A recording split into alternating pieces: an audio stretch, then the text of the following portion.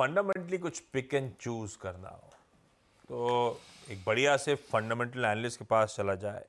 अहमदाबाद से ट्रेकॉम stock brokers के पार्थिव शाह भी जुड़ते हुए। पार्थिव जी आए, गुड मॉर्निंग। पार्थिव, एक अब तो बजट आप लोगों ने बढ़िया डिकोड कर लिया होगा। एक स्टॉक जहां पे लंबी अवधि के लिहाज से सबसे ज्यादा कंफर्ट मिल रहा हो। गुड मॉर्निंग आशीष जी, आपको, हमारे पैनलिस्ट को, व्यूअर्स को। सी Ashish ji, I think budget में एक चीज क्लियर है और थोड़ा डिबेट भी हुआ था कि मार्केट काइंड ऑफ एक्सपेक्ट कर रहा था कि शायद गवर्नमेंट जो इंफ्रा स्पेंड है उसको बढ़ाएंगे एज कम्पेयर टू जो फरवरी में बजट प्रेजेंट किया था, लेकिन वो स्टेटस को रखा है। और one of the rationals I think उसका अगर देखने जाए तो यही है कि ऑलरेडी पिछले 3 साल में देखे तो इंफ्रा स्पेंड 35% के कैगर पे ग्रो किया है। Not only that, I think more importantly ये जो 11.5 लाख करोड़ का जो इंफ्रा स्पेंड है उसकी एग्जीक्यूशन की क्षमता बहुत ही कम कंपनीज में है इंडिया में। और हमने अगर ये जो इंफ्रा स्पेंड को अगर नीचे ग्राउंड लेवल पे परकोलेट होते हुए देखा हो तो जो इंफ्रा कंपनीज है उनके जो सेल्स कैगर है, एग्जीक्यूशन कैगर है, वो 15 से 20% के कैगर पे ही ग्रो हुए। गोज टू शो कि अननेसेसरली गवर्नमेंट अगर स्पेंड बढ़ाता है लेकिन एग्जीक्यूशन क्षमता नहीं होती तो इसमें इट डजंट मेक सेंस। तो L&T एक ऐसी कंपनी है जो हमें लग रहा है कि जिसका आज की तारीख में जो ऑर्डर बुक है 4.9 लाख करोड़ है। ये भी ऑर्डर बुक अगर हम देखें तो पिछले 5 साल में करीबन 2.5-3 लाख करोड़ रहता था। तो कंपनी ने बहुत अच्छा एग्जीक्यूशन किया है। Not only that, execution in terms of quality की मैं बात करूं तो net working capital to sales अभी इट्स कम टू अराउंड 13.5%, जो बहुत ही एफिशिएंट नंबर है। मार्जिन्स की बात करें तो on a consolidated basis I think margins are also reasonably good. No doubt, I think Q1 में एग्जीक्यूशन तो बहुत अच्छा था लेकिन मार्केट्स को शायद थोड़े मार्जिन्स अच्छे नहीं लगे। लेकिन मैनेजमेंट इज कॉन्फिडेंट कि आगे जाते जैसे जैसे इंटरनेशनल ऑर्डर्स का एग्जीक्यूशन होगा तो margins on a blended basis will improve. Not only that, I think आगे जाते जिस तरह का गवर्नमेंट का स्पेंड है, L&T जैसी कंपनी मुझे लग रहा है कि इसके पास क्षमता है कि दूसरे पीयर से काफी मार्केट शेयर स्टील कर पाएंगे। Because now they're executing orders very efficiently, selectively orders ले रहे हैं और मार्केट में ऑर्डर्स ज्यादा है as compared to execution capacity. तो मुझे लग रहा है कि L&T is a very good bet coming out of post this budget. और हमें लग रहा है कि नेक्स्ट ईयर भी जब बजट अनाउंस होगा तो इवन 10 to 15% इंफ्रा स्पेंड अगर इंक्रीज होगा तो that is almost 2 lakh crore of additional infra spend. तो L&T के लिए अभी एक सुपर साइकिल है। मुझे लग रहा है आने वाले 3 साल के लिए L&T looks an excellent. Larsen and Toubro, भाई कुछ ही कंपनी के पास कैपेबिलिटीज हैं इस तरह के तगड़े जब बजट डोल आउट होते उनको उन पे काम करने के लिए। लार्सन एंड टूब्रो आज भी अट्रैक्टिव टेक्निकली, मेरे ख्याल से कल भी एक पिक था चैनल पे अपने इस परसों के बजट पेन के बाद रचना जी ने शायद दिया था। देखिए बढ़िया मूव्स आए और पार्थिव अब फंडामेंटल भी कह रहे हैं स्ट्रांग है इस कंपनी के। क्विकली अब चला जाए हर्षदा के पास। एक निफ्टी का नंबर रिएक्ट, दो आने थे कल। नेस्ले तो मार्केट के दौरान आ गया था, बल्कि फर्स्ट हाफ में आ गया था। दूसरा जो है वो था टेक महिंद्रा। टेक महिंद्रा की चार्ट्स मानस आप रेडी रखना, आता हूं आपके पास। हर्षदा, नंबर्स कैसे लगे? कांस्टेंट करेंसी बेसिस पर उम्मीद से बेहतर परफॉर्मेंस है आशीष, क्योंकि अनुमान था करीब 0.4 से 0.5% तक का राइज देखने को मिलेगा। उसके सामने 0.7% का इजाफा देखने को मिला है। पिछले क्वार्टर ये डिक्लाइन था। बाकी नंबर्स में आप देखेंगे डॉलर रेवेन्यू भी 0.7% बढ़ती हुई, रुपी रेवेन्यू 1% बढ़ा है। प्रॉफिटेबिलिटी के लिहाज से करीब 29% का इजाफा देखने को मिला है, 852 करोड़ का मुनाफा। मार्जिन आप देखिएगा नियरली 7.4% से बढ़कर 8.5% पर आए। 8.2% का पोल था, उसके सामने 30 बेसिस पॉइंट और बेहतर कंपनी ने किया है। टोटल कॉन्ट्रैक्ट वैल्यू के लिहाज से अगर आप देखें पिकअप है, लेकिन इतना कुछ खास पिकअप नहीं देखने को मिला है। पिछले क्वार्टर में $500 मिलियन इन्होंने डिलीवर किया था टीसीवी में, $534 मिलियन इन्होंने इस क्वार्टर में डिलीवर किया है। अब आप देखिए सेगमेंटल वाइज ग्रोथ कहां पर है। Retail, health and life sciences और मैन्युफैक्चरिंग बिजनेस में ग्रोथ देखने को मिली है, लेकिन क्या होता है कि बाकी सेगमेंट्स क्या हो रहे हैं, तो कम्युनिकेशंस में नेगेटिव ग्रोथ है, डी ग्रोथ है। और कम्युनिकेशंस के लिए एक समय पर एक कंपनी जानी जाती थी। 2% का डिक्लाइन। हाईटेक फ्लैट है, बीएफएसआई भी फ्लैट है। हालांकि कंपनी के मैनेजमेंट ने बयान जरूर दिया है कि आगे चलकर बीएफएसआई में थोड़ा सा पिकअप देखने को मिलेगा। कुछ साइंस ग्रोथ की हल्की हल्की लौटती हुई दिखाई दे सकते हैं। यूएस बिजनेस 4% ग्रो कर रहा है, लेकिन यूरोप में हमने देखा है करीब -2% तक का डी ग्रोथ देखने को मिला है। नोमरा बाय साइड पर है, 1600 का टारगेट। बर्नस्टीन आउट परफॉर्मर का कॉल दे रहा है, करीब 1390 का टारगेट है। आशीष, इसको मैंने आज बिग स्टॉक्स में इसलिए नहीं लिया क्योंकि प्री पोजीशनिंग हो चुकी है स्टॉक में। एक्चुअली काफ़ी चल चुका है स्टॉक। इसके लिए मतलब 3-4 बार स्पॉटलाइट में भी आया था ये स्टॉक, लेकिन थोड़ा सा आज देखते हैं क्योंकि वो वाओ फैक्टर मिसिंग है। नंबर्स में जो मतलब होना चाहिए। आई थिंक जिस हिसाब से स्टॉक चल चुका है, एक महीने में करीब 10% ये चल चुका है, 3 महीने में 20% चल चुका है, उस लायक नंबर्स नहीं है, उस लायक नंबर्स नहीं है। इसके लिए मैंने आज इसको अवॉइड किया। बाकी मार्केट का वर्डिक्ट है, देखते हैं मार्केट कैसे बिहेव करता है। बिल्कुल ठीक है। हाँ, कहने के लिए जो नंबर्स एक्सपेक्टेड थे सब पे टिक मार्क जरूर है, पर पोजीशनिंग बहुत स्ट्रांग थी, ऑलरेडी बहुत तेजी है। तो देखते हैं आज कैसा बिहेवियर रहता है। पार्थिव, आ गए पांचों दिग्गज के नंबर्स। अब तो पैकिंग ऑर्डर क्या निकल गया? एक तो आईटी पे आप लंबी अवधि के लिए अभी दाव लगा रहे हो, नहीं लगा रहे हो? कुछ क्लैरिटी इन नंबर्स के बाद आई, और आप अगर इन पांचों दिग्गजों में से कोई एक चुनना हो, अब रिजल्ट एनालिसिस के बाद कौन सा है वो? Definitely I think Infosys stands out. काफी क्लैरिटी आई है। जो फ्रंटलाइन आईटी कंपनीज है उन्होंने आई थिंक कंजर्वेटिव गाइडेंस दी, ऐसा हमें लग रहा है। बिकॉज अगर देखने जाए तो काफी सेगमेंट्स है जहाँ पे year on year constant currency basis पे अच्छी ग्रोथ है, बारिंग टीसीएस, बिकॉज टीसीएस का बेस काफी बड़ा है। बीएफएसआई में I think Infosys was very very impressive. Not only BFSI, दूसरे वर्टिकल्स जैसे कि रिटेल है, एनर्जी है, वहां पे भी काफी अच्छा शानदार परफॉर्मेंस है।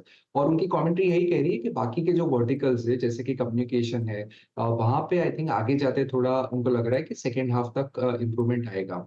मार्जिन भी also they have held up very very well. और Infosys I think there is some reason कि ये स्टॉक इतना भाग चुका है, लेकिन हमें लग रहा है कि यहाँ पे और भी लेग्स है। तो आने वाले 1-2 साल के लिए I think Infosys looks very good.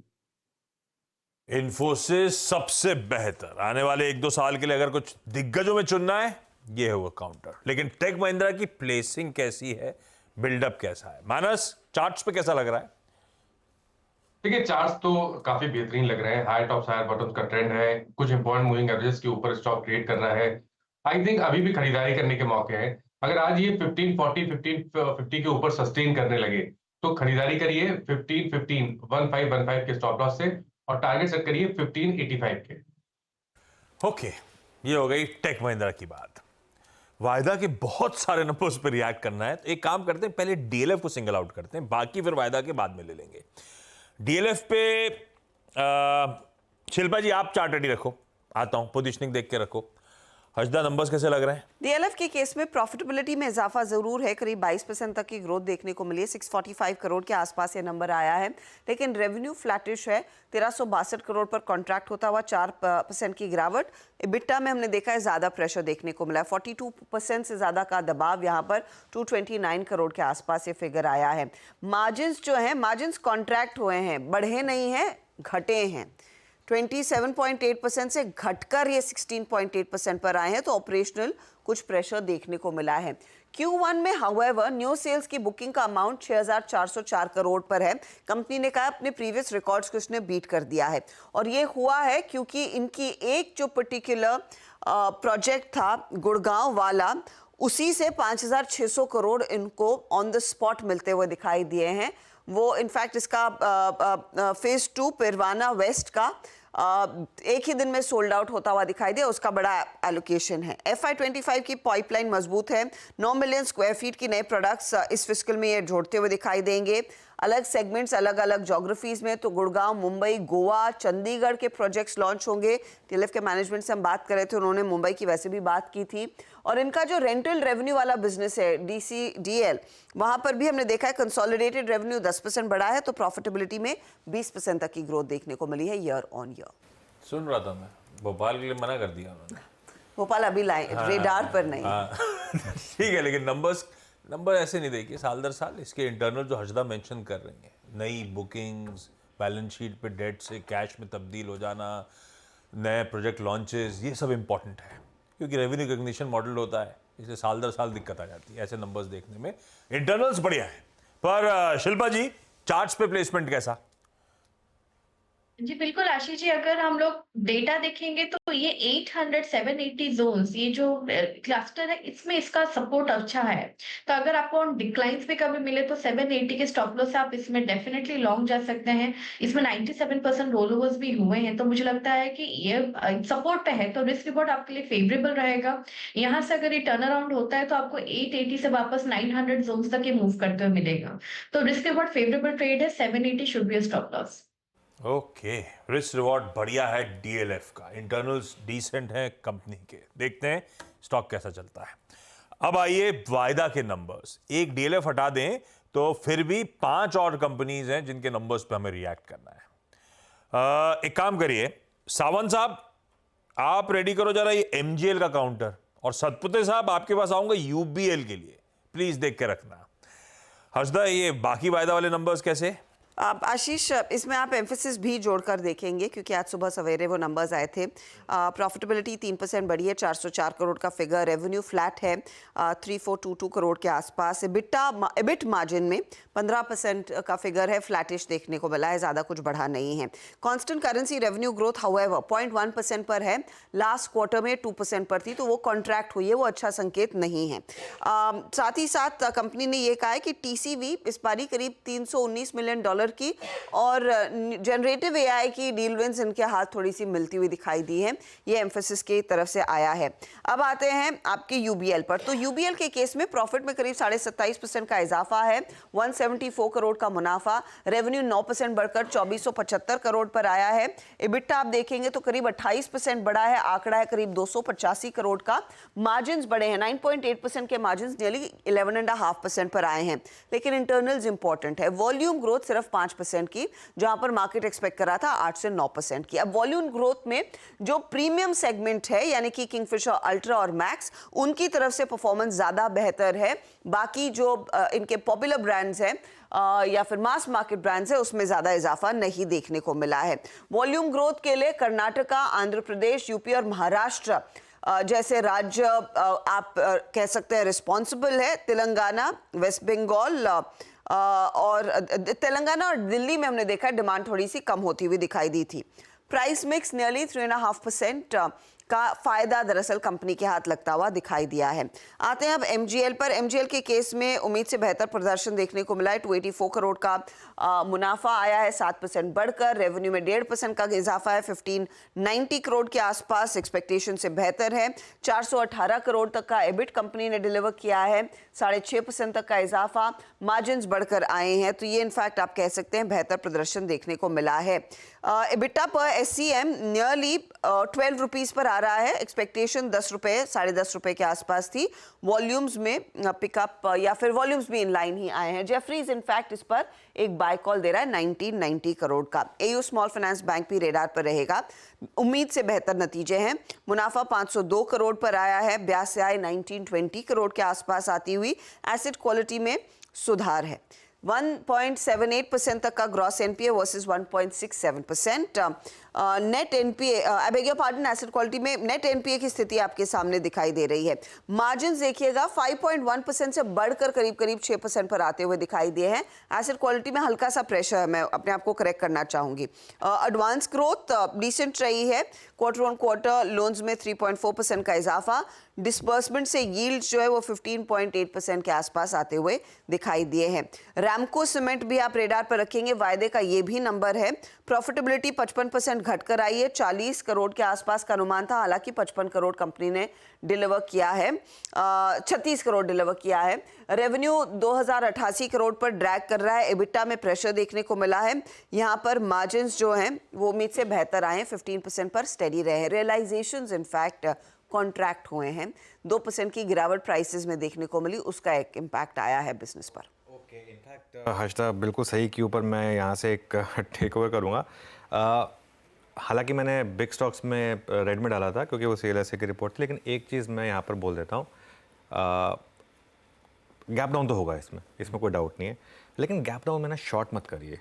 Gap down में शॉर्ट करने से बचें इस स्टॉक को। उसके 2-3 कारण हैं, मैं कारण बताता हूँ क्यों 2-3 कारण हैं। पहले ही नतीजों से स्टॉक गिर चुका है। कल के प्राइस समझिए, कल 1.5% ऊपर था, वो मैं समझ गया, लेकिन इसका आप 1 महीने का चार्ट लेकर आइए जरा स्क्रीन पर, और उसमें देखिए कि 1 महीने में जो पोजीशनिंग है वो क्या है। 1 महीने में ये स्टॉक आशीष 8% के करीब गिर चुका है। 865 वाला स्टॉक ऑलरेडी 800 रुपये हो चुका है, और आगे का आउटलुक ख़राब नहीं है। वो काफ़ी नॉन कोर एसेट बेचने वाले हैं 1000 करोड़ के करीब के। और जैसा भी मैं कह रहा था, मुझे इस ग्रुप पे बहुत कॉन्फिडेंस है। इनके 2 स्टॉक्स हैं, एक रैमको सीमेंट और एक रैमको सिस्टम्स। दोनों के दोनों स्टॉक्स साउथ बेस्ड कंपनी है ये, और वैल्यूएशन इसके काफ़ी कंफर्टिंग है, और काफ़ी ख़राब टाइम इसका गुजर चुका है मेरे ख्याल से। मेरा ये मानना है पर्सनली कि आज ये स्टॉक एक हार्ड बॉटम बनाएगा, मतलब ख़राब नंबर्स पर आज ये स्टॉक बॉटम आउट करेगा। तो आज आप इसको गैप डाउन पर अगर सेल करेंगे, मान लीजिए बड़ा गैप डाउन हो गया, उस पर सेल करेंगे तो फिर आप शायद हो सकता है पछताएं। तो इसके लिए गैप डाउन पर सेलिंग से बचें, ये मैं एक छोटा सा पॉइंट बनाना चाहता था यहाँ पर। हाँ बिल्कुल ठीक बात। तो गैप डाउन में अगर आए, दबाव में आए स्टॉक इन नंबर्स के चलते, तो बेचिएगा नहीं, ये शायद बढ़िया रिकवरी प्ले निकल के आए। अच्छा, वो जो MGL के नंबर्स, सावंत साहब नंबर्स तो बढ़िया लग रहे हैं, आए भी सीक्वेंशली बड़ी, मार्जिन्स में एक्सपेंशन है, ठीक ठाक है। चार्ट्स पे कैसा प्लेस MGL? तो आशीष जी, अगर हम प्राइस को देखें डेली चार्ट पे, एक चीज जो नजर आ रही है वो क्लियरली टाइम करेक्शन यहाँ पे हुआ है। वो क्यों हुआ है? क्योंकि एक ही लेवल पे प्राइस करीबन 20-25 दिनों से कंसोलिडेट हो रही है, उस वजह से 20 डे में राइजिंग अप हुआ है। और आपको दिखेगा बिकवाली में बिल्कुल वॉल्यूम नहीं था, तो यहाँ पे कोई सेलिंग नहीं है। मुझे लग रहा है यहाँ पे कोई भी डिप मिल जाए 1730, 1735, आप वहां पे लॉन्ग जा सकते हो। आपका पोजिशनल स्टॉप लॉस जो है वो 1690, 1690 स्पॉट होना चाहिए। यहाँ से मुझे लग रहा है आपके टारगेट्स कम से कम जो स्विंग हाइस बने हुए थे 1850, 1860, ये कंफर्टेबली हो सकते हैं। ओके, और यूनाइटेड ब्रेवरीज, सदगुरु साहब बढ़िया है, खूब मार्जिन्स कमा रहे हैं, एक्सपेंशन बढ़िया है। चार्ट लेके कल स्टॉक नंबर से पहले इन एंटिसिपेशन बढ़िया मूव भी कर गया है, क्या करोगे आप? आशीष जी, अगर आप यूबीएल का डेली चार्ट देखें तो एक रेंज दिखता है। रेंज है 2000 ऑन द लोअर साइड और 2120 on the higher side. It's a symmetrical triangle. आज के लिए देखिए, जैसे कल आपने बिल्कुल सही कहा, कल इसमें एक प्राइस एंड वॉल्यूम ब्रेकआउट हमने देखा था, लेकिन ब्रेकआउट होते होते ये रह गया। आज के लिए इंपॉर्टेंट होगा 2120। प्रोबेबली खुलते ही अगर ये 2120 के ऊपर ही खुला तो मुझे लगता है यहाँ पे फिर से हम जो कह सकते हैं कि जो कल ब्रेकआउट होते होते रह गया वो आज हो जाएगा, एंड इन दैट केस 2200 का टारगेट अनफोल्ड होगा। तो बाय करना है 2120 के ऊपर और स्टॉप लॉस होगा कम से कम 30 पॉइंट का। अच्छा, क्योंकि ब्लॉक डील विंडो खुल रही है, एक लार्ज ट्रेड होने की तैयारी हो रही है, तो पहले उसको डिस्कस कर लिया जाए।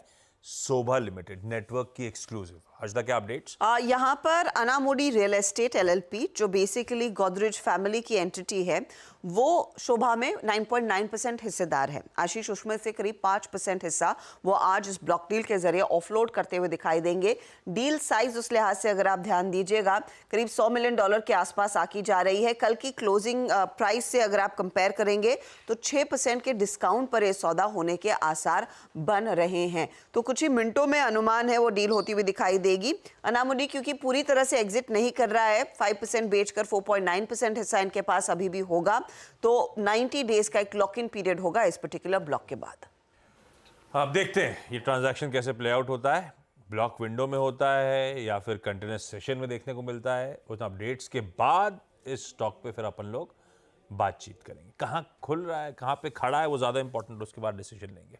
अच्छा, बैंक्स, अभी अपफ्रंट चर्चा हुई थी कि RBI के एक नए ड्राफ्ट प्रपोजल्स आए जिस पे विचार विमर्श अभी होना है, लेकिन वो ड्राफ्ट कहता क्या है अब डिटेल में समझ लेते हैं। हर्षदा, क्या है ये मामला? बेसिकली एक ड्राफ्ट प्रपोजल सामने आया है। RBI कह रहा है कि बैंकों को इंटरनेट और मोबाइल बैंकिंग बेस्ड डिपॉजिट्स के लिए रिस्क वेट्स बढ़ाने की जरूरत है। अब RBI का प्रपोजल है जो करंट वेट्स हैं उसमें करीब 5% तक का इजाफा देखने को मिलेगा। तो स्टेबल डिपॉजिट्स के लिए वो 5% बढ़कर 10% हो जाएगा और लेस स्टेबल डिपॉजिट्स के लिए वो प्रपोज रिस्क वेट करीब 15% के आसपास RBI ने प्रपोज किया गया है। इस स्थिति में high quality liquid assets RBI कह रहा है कि बैंकों को ज्यादा रखने पड़ेंगे और इनका मार्केट वैल्यूएशन दरअसल करंट वैल्यू से कम नहीं होना चाहिए। बेसिकली RBI का कहना यह है कि बैंकों को लिक्विडिटी ज्यादा रखनी पड़ेगी इंटरनेट और मोबाइल बैंकिंग वाले डिपॉजिट्स के लिए, क्योंकि फ्रीक्वेंसी ऑफ ट्रांजैक्शंस काफी ज्यादा बढ़ चुका है। जिस तरह से हम आसानी से वो QR कोड वाले UPI पेमेंट्स कर देते हैं, वो उसके लिए आपको ज्यादा प्रोविजनिंग करनी पड़ेगी, तो लिक्विडिटी कवरेज रेशियो पर इंपैक्ट आएगा। अब यहाँ पर देखिए, ये प्रभुदास, ये जो अपडेट आया है वो PL की तरफ से आया है। प्रभुदास लीलाधर कह रहा है 5% रिटेल डिपॉजिट्स पर LCR रफली 3 से 4% के आसपास आता है, जो इनको लिक्विडिटी के तौर पर अलग से रखना होगा।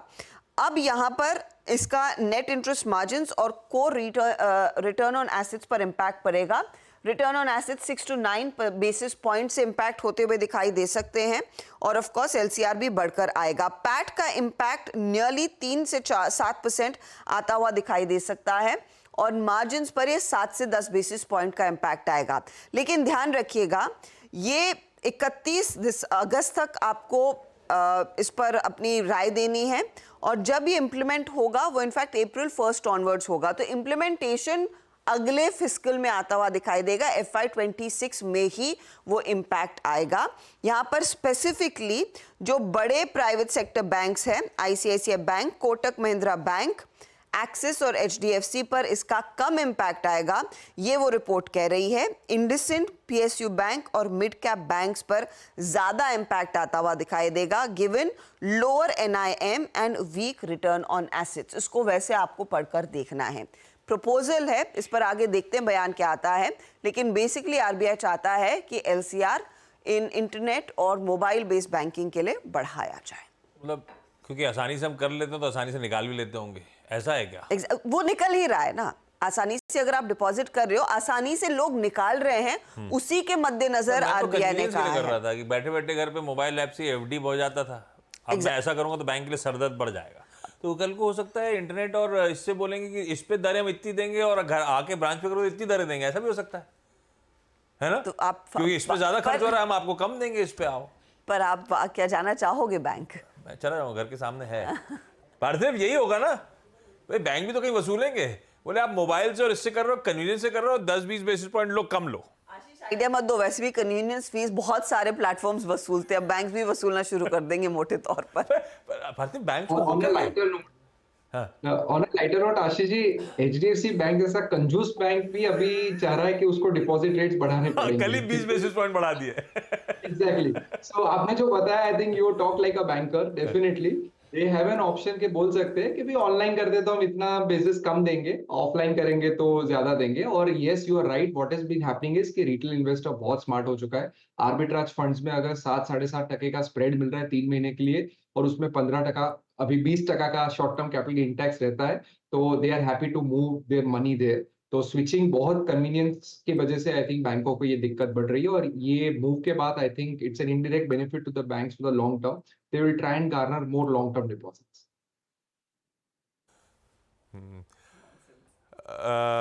वैसे इस पे मैं क्विकली एक काम करूं, मानस है क्या? मानस एक बार फेडरल बैंक देख लें क्या? नतीजे और खबरें इन सब के बीच में झूल रहा है बैंक। कल रिकवरी ट्रेड अच्छा आया है, उसी पे गाज गिरने की ऐसा कहा जा रहा है, रिपोर्ट हाईलाइट कर रही है, कैलकुलेशन कहता है उन पे गाज गिरेगी, पर ये अभी ड्राफ्ट है, क्या गाज गिरेगी? चार्ट्स कैसे हैं? देखिए चार्ट्स तो बेहतरीन है, मैं तो काफी बुलिश हूँ फेडरल बैंक पे और मेरा समझना है शायद 235 तक के टारगेट आपको आने वाले समय में फेडरल बैंक दिखा सकता है। तो अगर कोई निगेटिव न्यूज के चलते यहाँ पर करेक्शन देखने को मिले तो वो बाइंग अपॉर्चुनिटी रहेगी। 194 के स्टॉप लॉस से खरीदारी करें, कम से कम 215 और उसके ऊपर 235 के टारगेट आप सेट कर सकते हैं। मैनकाइंड फार्मा, अब सबके रडार पे फार्मा था। चलिए शिल्पा जी आपके पास आऊंगा। मैनकाइंड फार्मा एक बार देखो आप,